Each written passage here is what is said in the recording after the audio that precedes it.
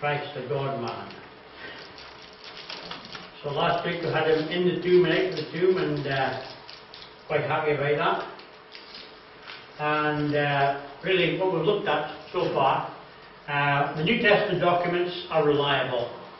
They're historical. They can be trusted, and were written too early for any legends or any other thing to take over. Matter of fact, I just sent, I don't know whether I sent it to you, Frank, or sent it to Paddy, but somebody's discovered an old manuscript that talks about a lost gospel where Jesus was married and had kids, and they're writing a book about it. No doubt they want you to buy the book. But actually it's nothing new. These stories have been going around for years. This book, they claim, is a new release. It's been in the British Museum for about 20 odd years, hidden under a pile of other books, but it should be really, if nothing done. And it's still dating about the 4th century. And it's a little known group who wrote it off to the side. This is supposed to be a true history of what Jesus was. In fact, the QI, about 3-4 months ago, they were referring to something similar in that we couldn't have reliable New Testament Gospels because it wasn't until Constantine, and he decided what we were going to have in our Bible, and he threw out all the other ones. And that's just rubbish. But anyway, we know it's rubbish, so that's a good thing. We can rely on the historicity, that's a good word, isn't it? Historicity of our New Testament. The fact that Jesus of Nazareth existed is confirmed by literally every reputable, and I'll use that word wisely, reputable scholar, because there's lots of us scholars out there who seem to be just, all they want to do is sell books for their own reasons. But the core facts of Jesus' missing body are also agreed by the majority of historical scholars today. When all the possibilities for Jesus' missing body are examined, the resurrection comes down as a fact and emerges as the most credible explanation. Jesus is risen. So, how does the Bible portray Jesus? Is he just a good moral teacher? Was he a political revolutionary? Was he the Messiah? Was he God himself who stepped into humanity? The New Testament proclaims that Jesus is the Messiah. The New Testament also proclaims Jesus is the Son of God. More than that, God himself in the flesh. And the Old Testament contains information that foretells the coming of the one who is called the Messiah, the Anointed One, and provides details about how and when he would arrive. Yes, John? To Jesus as the Son of God, God himself in the flesh. I've struggled to understand that bit. I'll make it simple for you. It's dead easy. Yeah. Okay? For thousands of years, it's dead easy. The simplest illustration that I have ever used, and will continue to use, it tries to help us understand the idea that's found in John's Gospel. When, at the beginning of John starts off, in the beginning was the Word was with God, the Word was God. But then in verse 14, he makes a mind-boggling statement, especially to the Greeks who are listening. He makes a mind-boggling statement. He says, the Word who was with God became flesh and dwelt among us. The Greeks, yes, which dwelled, tabernacled among us. The Greeks had a real problem because they thought God was, in their trying to understand God, the concept of God, they thought God was, if there is one, he was so holy and pure that he could have nothing to do with us. And they described us as being just matter. We don't matter, really. They described us as being matter. And matter with all its impurity. And so they really struggle with the idea that how on earth could a good, holy, pure God ever have anything to do with a material universe in its flawed aspect that we see before us. So they come up with the idea that the original God was so far removed from us. But what he did is, he made a new God. And that new God made another God. And that other God made another God. Each God became a little bit less than the God who was before. A little bit less pure, a little bit less holy. Until eventually, after many, many gods, they got far enough away that it was an impure enough God who was able to make a universe, an impure universe, and human beings. Okay? So they really struggled with the idea of how a holy, pure God could ever have anything to do with impure matter and impure people of God. John, in his beginning of his gospel, he challenges them. He takes them on their own thinking. They had an idea of this God as the Logos, the great mind, the great thinker, if you like. And the Jews also had an idea in the Old Testament of a similar concept to the Logos, and in terms of wisdom or the mind of God. And John challenges both of those views, and he puts them together, he melds them together, if you like, and he says, this one that you think you know something exists and somebody exists, this pure holy God, actually, it was also the mind of God and the thought of God, as the other ones had. He actually became flesh and dwelt among us. He took their theology, their philosophy, and he turned it on his head. You said, your God that you think of is so far removed, he can have nothing to do with us. He's an impersonal God. He says, my God, the God I've come to tell you about, is a God who stepped into humanity. And you just finished reading the book of Hebrews, and that amplifies, in the first chapter there he says, God who in so many times in diverse manners, I'm so often I didn't sort of that, God who in many different ways spoke in times past to the prophets, does in these last days speak through his Son, who was the image of God, the exact reflection of who God is. And so the Hebrew writer builds on what John said in the Gospels. And he says this God that we're talking about is actually found in Jesus. Jesus was God. He became flesh. Now, an illustration to help you with that, which where I started. Okay, if you can imagine, you're a human being, you're standing by a railway track in the middle of nowhere, and you see a bunch of soldier ants, like you have found in Africa and Australia. They'll stop for nothing, okay? And they're marching along this line. And then you hear off the distance a hooter, a blow from a railway engine. And you realise that railway engine is coming along the same tracks these ants are on. So how do you as a human being talk to the ants and say, hey, you better get off the track, because there's a train coming. The ants wouldn't understand what a train was. They wouldn't understand you, so they'll be shouting at them, what else going on? I don't know. But if you had the power, the ability to become an ant, you could then stand in the track in front of them and you could say, feel that vibration, listen to that noise, that's danger, that's a train coming. Okay, wouldn't understand train, but danger. Get off the track, get off the track. And some of the ants would come along and say, oh, push off, we don't have time to listen to all that, we've got things to do. And others might say, well, I can feel the vibration, I hear that noise, and danger. I'll tell you, but come back and tell us about it some other time. But some might say, yeah, well, you're right there, I can feel the vibration, and I can hear these funny noises. And that means danger. If I don't get off here, I'm going to be in trouble. Well, we'll get off the track. Okay? If you, as a human being, had the ability to become an ant, you could communicate and help them out of danger. God, so far different from us, so almost not able for us to understand, he says, you're in danger. The way you're living, what you're doing, you're going to end up destroyed. And we are saying, we don't hear, we don't understand, we don't know. So God sent his Son to become one of us. The Philippian writer says, he emptied himself and took on the form of a servant, he became one of us. And in the form of Jesus, he then turns around and says, you're going to perish if you continue in sin.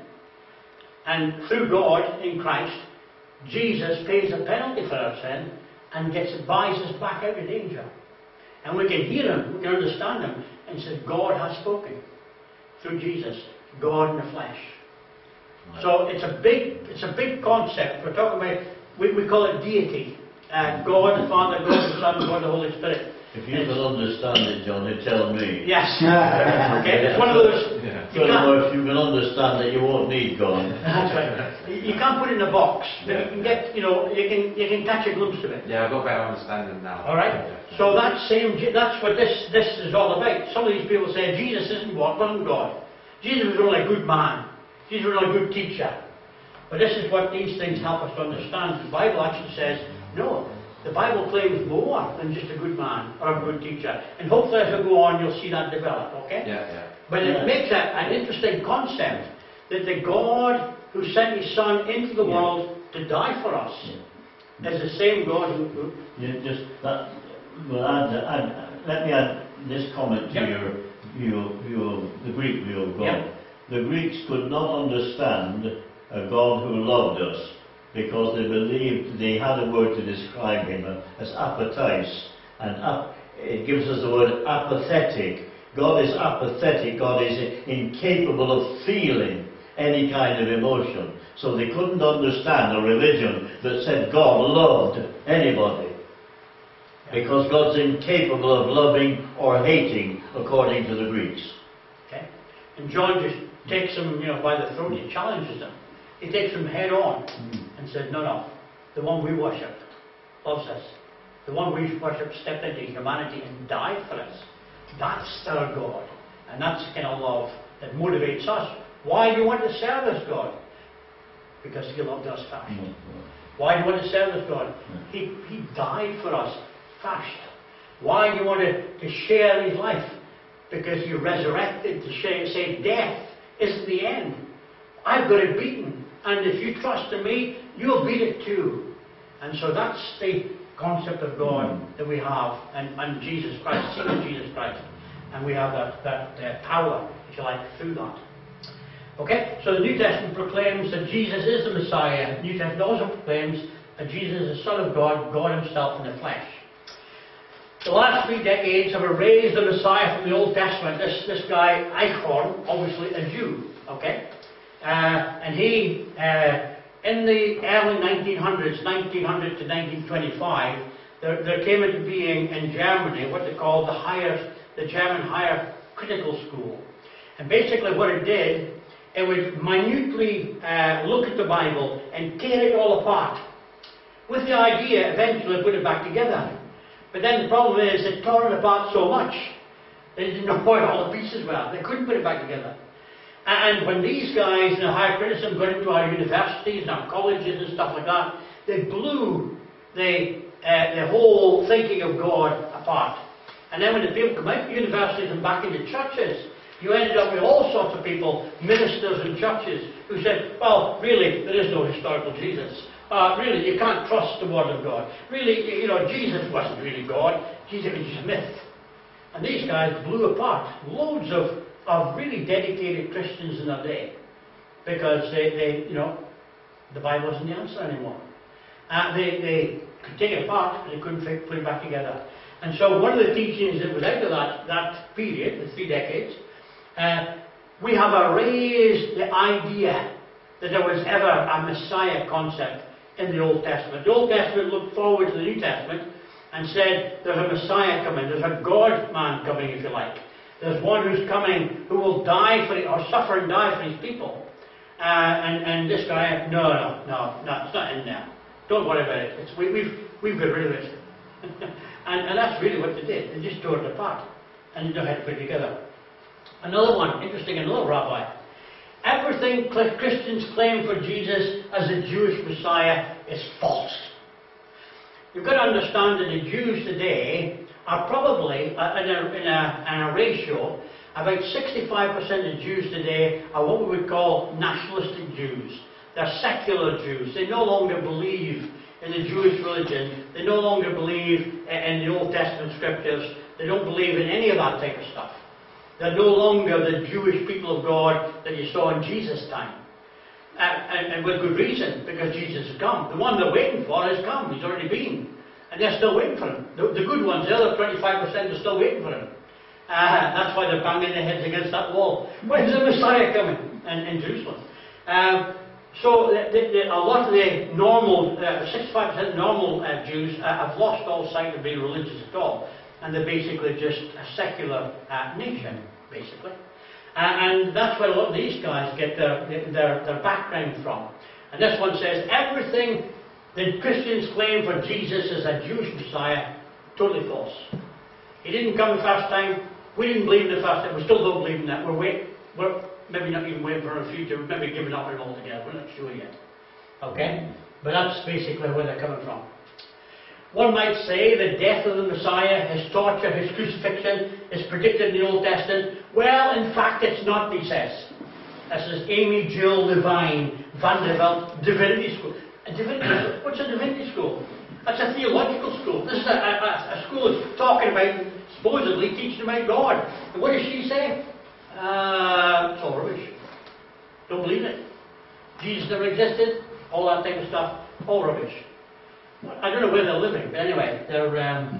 But you need to understand that, because that's what people like QI, Stephen Fry, is gay, so he doesn't like us for start. His best pal, one of his best pals, is Bryn, the comedian. The Irish guy. Irish comedian. He's ex-Roman Catholic. No. And he's got a real dig into the Roman Catholics. He hates the Roman Catholic Church, takes much of it. So he's along with Fry and along with Brian Cox in the front end of ridiculing religion of all shapes and form. So QI, quite often, a lot of the questions that you get in QI dealing with religion are knocking religion, are trying to undercut religion. And he'd be quoting people like this all the time because he loves that kind of thing. Dara O'Brien. Dara O'Brien, yes.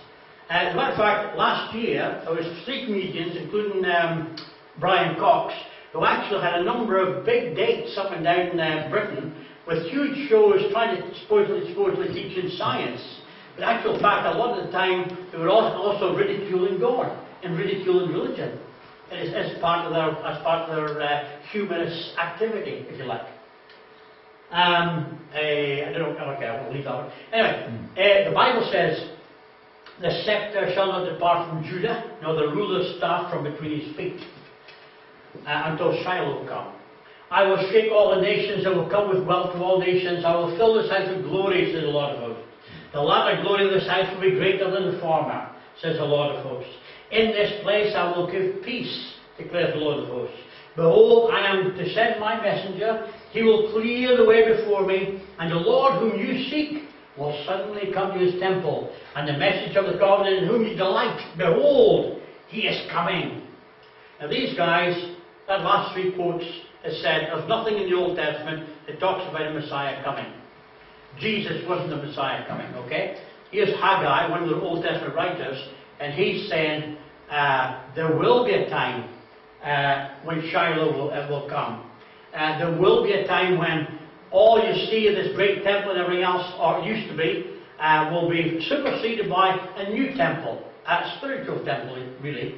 And the other part there, I will send my messenger. John the Baptizer's job, what was it? I will be the messenger preparing the way of the Lord.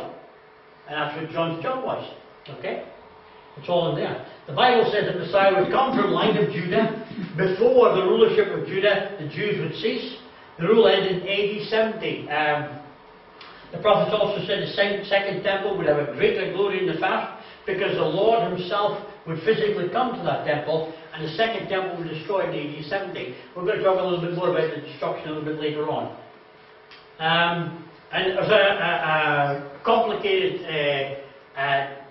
date and thing that you found in the end of Daniel, and people have struggled with it for a long time, so I'm just going to quote it for you. You do it like yourself. No, and understand this: from the issuing of the decree to restore and rebuild Jerusalem until the anointed one, the ruler, comes, there will be 7 sevens, 62 sevens. It will be rebuilt the streets and trench in times of trouble. After the 62 sevens, the anointed one will be cut off and will have nothing. The people of the ruler will come, will destroy the city and the sanctuary, he says. And we'll worry about later. In 445 BC, Artaxerxes, that's a good name, commissioned Nehemiah. This is for the period of captivity, after the captivity in Babylon. Nehemiah to rebuild Jerusalem. In 483, 69 times 7, Jesus made his entry into Jerusalem. Jesus was then cut off. Jesus was killed and crucified immediately after that. And then, just after that period, 40 years after that period, Titus and the Roman army destroyed Jerusalem and the temple. We are the new temple of the living God. Not based in Jerusalem, not a physical temple where you have to go to. We are God's temple. All over the world, God's children, God's people, Christians, are a temple of the living God. Far greater than Solomon could have built. I'm better looking than anything that Solomon put together. We're far greater than anything that the Jews could have imagined. Because we're not bound in one little country 70 miles by 40 miles, 35 miles wide. We're spreading through all the world. Christians are found everywhere. And God dwells in His temple. God dwells in you and me. That's amazing. Interesting. But behold, thy servant shall act wisely. He shall be high and lifted up, and I shall be exalted. As many were astonished at you, his appearance was marred beyond human semblance. His form beyond the children of mankind, so he shall sprinkle many nations. Kings shall shut their mouths because of him. For that which has not been told they see, and that which you have not heard they understand. But particularly, who has believed, for he heard from us? To whom has the arm of the Lord been revealed? He grew up before him like a young plant, like a root out of dry ground. He had no form or majesty that we should look at him, no beauty that we should desire him. He was despised and rejected by men, a man of sorrows, acquainted with grief. As one from whom men hide their faces, he was despised. We esteemed him not. That should be there. Surely he has borne our griefs and carried our sorrows. Yet we esteemed him stricken, smitten by God, afflicted. But he was pierced for our transgressions. He was crushed for our iniquities. Upon him was the chastisement that brought us peace. And with his wounds we are healed. All we like sheep have gone astray. We have turned every one to his own way. The Lord has laid upon him the iniquity of us all. He was oppressed. He was afflicted. Yet he opened not his mouth. Like a lamb is led to the slaughter, like a sheep. The board of shearers is silent, so he opened not his mouth. By oppression, that's coming in now, sorry. By oppression and judgment he was taken away. For this generation, who considered he was cut off from the land of the living, stricken for the transgression of my people. They made his grave with the wicked, and with a rich man in his death, although he had done no violence, and there was no deceit in his mouth. Like a lamb that is led to the slaughter, like a sheep that before its shearers is silent, so he opened not his mouth. By oppression and judgment he was taken away. As for this generation, who considered that he was cut off from land? We've done that one. Same, but that's Same, a quotation. I thought it was. I'm just wondering what version you're quoting there. An easy reading one. Uh-huh. Yet it was the will of God, Lord, to crush him. He has put him to grief. When his soul makes an offering for the guilt, he shall see his offspring. He shall prolong his days. The will of the Lord shall prosper his hand. Out of the anguish of his soul, he shall see and be satisfied. By his knowledge shall the righteous one, my servant, make many to be accounted righteous, and he shall bear all their iniquities. Yeah. Therefore I will divide him a portion with many. He shall divide the spoil with the strong, because he poured out his soul to death. He was numbered with the transgressors. He bore the sin of many, and makes intercession for the transgressors. Almost there. That's the death of Jesus and the resurrection. Here's the chap dying, but he's going to be witnessing before the brethren. Yes. His appearance would be marred in the other, verse 52, verse 14. He would be despised and forsaken, Isaiah 53, verse 3. He would carry our griefs, people's griefs and sorrows. He would be pierced and crushed for our sins, other sins, and he would heal others. Talking about Jesus. Talking about Jesus and all this. The whole passage is full of it. The sins of others would fall upon him. He would be identified with sinners. Three thieves in the cross. Sitting up in the cross between two thieves. He'd be silent before his abusers. When he was in his trial, he didn't open his mouth. He would be killed. He would be in a rich man's grave. His mate allowed him to be buried in his tomb. And yet he would return in his resurrection. He will return to life. And these people we read before said, there's nothing about Jesus in the Old Testament. There's nothing about Jesus. No, what's this all about? The Lord your God will raise up for you a prophet like me from among your brothers. It is to him you shall listen. For you will not abandon my soul to Sheol, or let your Holy One see corruption. Another two powerful psalms. Psalm in Deuteronomy. Rejoice greatly, O daughter of Zion. Shout aloud, O daughter of Jerusalem. Behold, your king is coming to you, righteous, and having salvation, humble, mounted on a donkey, on the colt, the foal of a donkey. Behold, I send my messenger, and he, John, will prepare the way before me. But you, Bethlehem of Ephrathah, who are too little to be among the clans of Judah, from you shall come forth from me one who is to be the ruler in Israel, who is coming forth is from old, from the Ancient of Days. Micah chapter 2. When Herod the king heard this, he was troubled, and all Jerusalem with him. He assembled all the chief priests and the scribes of the people. He inquired of them, where was the Christ to be born? And they said to him, in Bethlehem of Judea. For so it is written by the prophet, and you, O Bethlehem in Judea, in the land of Judah, are by no means least among the rulers of Judah. From you shall come a ruler who will be the shepherd of my people, Matthew says, talking about Jesus in Matthew 2 verse 3. So he is going to be of the line of Abraham, Judah and David. He's going to come before the rulership of Judah, which ceased in AD 70. He's going to come 483 years after the statement given about rebuilding Jerusalem. He is to be born in Bethlehem. He is to be the last great prophet of Israel, and he is to be preceded by a great messenger, John the Baptizer. So who are we talking about? It's got to be Jesus.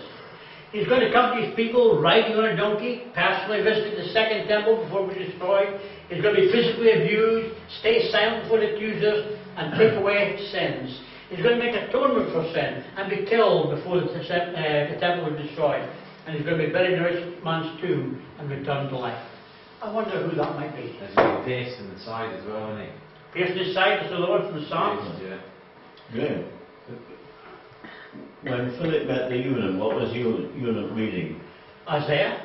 And what did Philip do? Began that passage and taught him Jesus. Speak from Jesus. Right. Interesting. Yeah, beautiful. Beautiful connection. So it's tricky, but it's there. It's all there. As we go through this over the next couple of weeks, we're going to see it even a little bit more detail. The woman by the well, she said to him, I know that the Messiah is coming, he who is called the Christ. When he comes, he will tell us all things.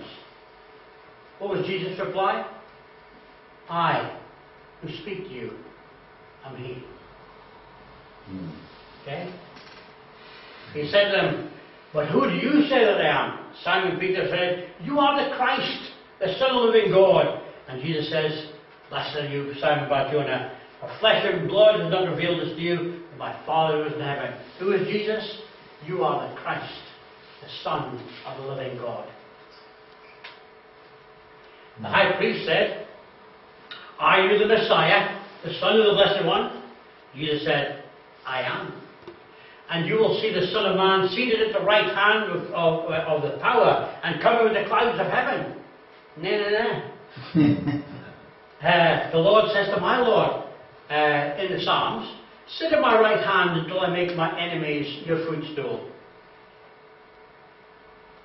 I saw in the night visions, behold, the clouds of heaven that came like a son of man. He came to the Ancient Days, was presented before him, and to him was given dominion and glory and a kingdom, that all peoples, nations, and languages should serve him. His dominion is an everlasting dominion, which shall not pass away, and his kingdom is one that shall not be destroyed. Daniel says in chapter 7. It says it better in chapter 2, we'll go there some other time. Jesus made direct messianic claims to the two key Old Testament passages during his trial to portray the Messiah. Jesus' execution was a direct result of his claims of the Messiah. And a number of times in his lifetime, when he said certain things, the Jews took up stones to stone him. Why? Because you, being a man, claim to be God. That's blasphemy. And they were going to stone him, because that was the penalty for blasphemy in the Old Testament. And so, a number of times you see Jesus as claimed to be the God. Old Testament contains 108 distinct prophecies that speak about the Messiah when he first came. Every one of those prophecies was fulfilled in the life of Jesus Christ. In his book Science Speaks, a guy called Peter Stoner calculates the odds. Now this is a mathematical, they have in science, they have what they call the law of probabilities. Alright? If you see a science guy go into a casino to play the cards or play the roulette or something like that, he takes with him all the laws of probabilities before he makes a bet. When we go, or we don't go in, but when normal people go in, they just stick the money anywhere. They don't calculate the odds. But with the law of probabilities, there are certain odds that in some cases will give you a slight advantage. Okay? Stoner says, when you use the law of probability, when you look at 8 passages from the Old Testament and think, what are the probabilities of those 8 passages actually being fulfilled in the New Testament? What's the law of probability for that? He calculated that for 8 things in the Old Testament, talk about Jesus, to be the right situation, the right time, the right place, he says it's about 1 in 100 quadrillion. That's just for 8. Statisticians, that's the other guys who play with probabilities, say anything that's a bigger probability than 1 to the power of 50, 10 to 50, just means there's no chance. This limit is exceeded when if only 20 of the prophecies in the Old Testament actually came true, that blasts the whole laws of probability out of the way. Jesus fulfilled 108. So the probability of all the things that were talked about in the Old Testament coming true in Jesus were mind-blowing. He didn't just fulfill one thing. He just didn't fulfill 8 things. He didn't just fulfill 20 things. He fulfilled 108 things that had to be right if he was going to be the prophet, the Messiah they were looking for. And he did it. He blasted the laws of probability out of the water. Only Jesus fits the personage of anyone with a timeline specified in the Old Testament for the Messiah. Only Jesus fulfilled the characteristics of the Messiah as described in the Old Testament. If Jesus is not the Messiah, then no one ever will be, and the Bible must be totally wrong. How do you time? Keep going if you want. About 5 minutes. 5 minutes, okay. Is Jesus God? This guy C.S. Lewis, I believe at one time he was against God. But then he came to a knowledge of God, and he wrote some of the great books like the Book of Narnia, The Lion, the Witch, the Wardrobe, okay? Where the lion plays Jesus, basically, in the story. And the kids going through this wardrobe, come out the other side, the new land, and lots of things happen, and there are sacrifices and stuff. It's a story of Jesus, is recounted. Okay? But he says, among these Jews there suddenly turns up a man who goes about talking as if he's God. He claims to forgive sins. He says he has always existed. He says he's coming to judge the world at the end of time. Now let's get this clear. Among the pantheists, such people who believe that God's in everything, like the Indians, anyone might say that some things are part of God, or one with God. But there will be nothing very odd about that. But this man, since he was a Jew, couldn't mean that kind of God. God in their language meant being outside of the world, who made the world, and was infinitely different from everything else.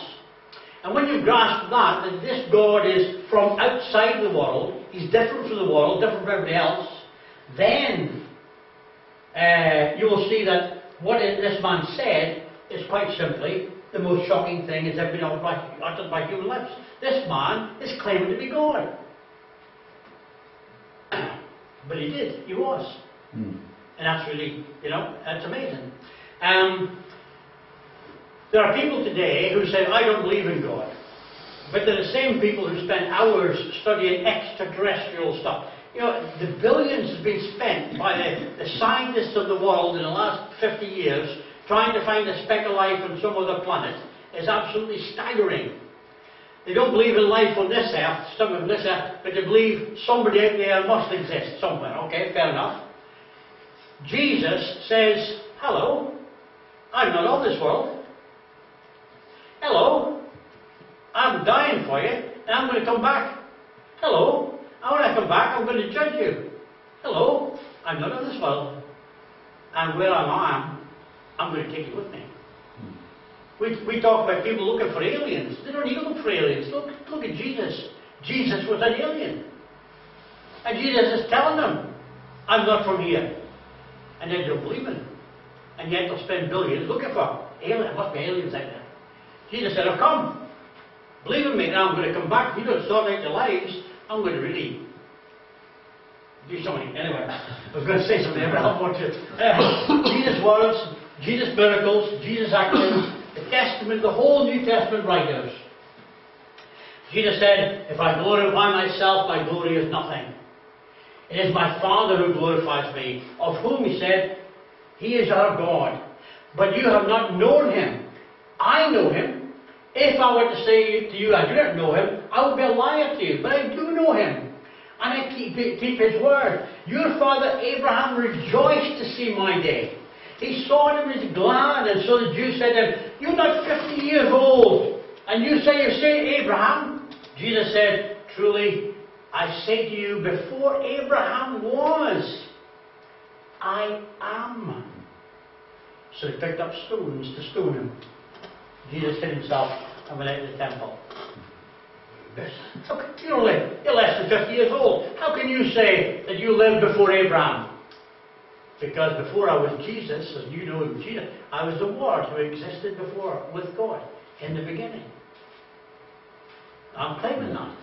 And they knew he was claiming that. And that's why they took up stones to stone him. Interesting. Yeah. Before Abraham existed, agento, existed, I am. And that's the name that God revealed to Moses. In Exodus chapter 3. Yeah. When Moses said, I don't know your name, what shall I say? God says, I am. Abraham, I am. And Jesus claimed the same thing. That's why, so that's why they took up stones, because he actually called himself by the name of God. Yeah. And some people say, when you read the Bible, they say, oh, Jesus never claimed to be God. Right. Well, that's rubbish. He did. And they stoned him for it. The people who he was talking to realised what he was claiming. Yeah. And they wanted to stone him to death because of it. Yeah. We'll stop it there. But it's good. It's okay. It's a bit complicated, but it's powerful stuff if you can get a hold of it. God so loved the world that he gave his only begotten Son, that we might not perish but have everlasting life through him. Motivated by God's love. God stepped into humanity because we couldn't sort ourselves out. We couldn't help ourselves. And God said, you need all the help you can get. So I am going to come and help you. I'm going to do for you what you can't do for yourself. And that's the beauty of the gospel of Jesus Christ. Not only that, he says, do you think this is the end? Do you think this is all it is? This is more. The Apostle Paul says, what are the glories? What are the something of suffering that we're going through compared to the glory that God has prepared for us? There is something far better ahead of us. And just need to trust him and believe in him and work for him and praise him and serve him and all that kind of stuff. Okay, Frank, will you do some word of prayer? Gracious Father,